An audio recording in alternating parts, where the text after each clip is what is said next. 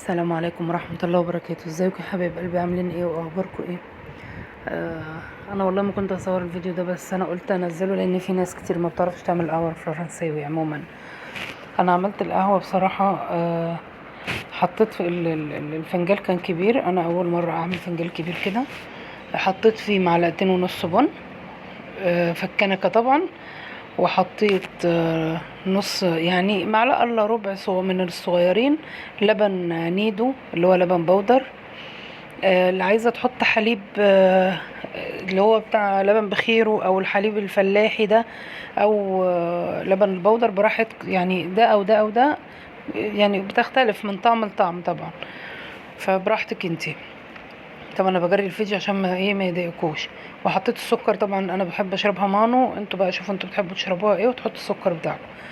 قلبت المكونات وحطيت الفنجان اللي انا هصب فيه، حطيت فيه الميه على قد المعيار بتاعه بالظبط، وحطيته حطيت دلاته في الكنكه وقلبت. وطبعا انا كنت موطيه النار عليها، وبعد كده ابتدي عليها شويه. وبعد كده هديت برضو عليها تاني، يعني بالراحه كده. هي المفروض ان القهوه تستوي بالراحه افضل، انك توطي النار عليها بتستوي كده احسن.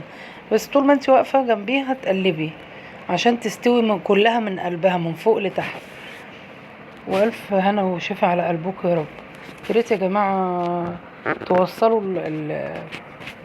المشاهدات ل 500 عشان يدخل ربح للقناه. ميرسي جدا ليكم وكل الناس اللي بتدعمني وبتتفرج عليا.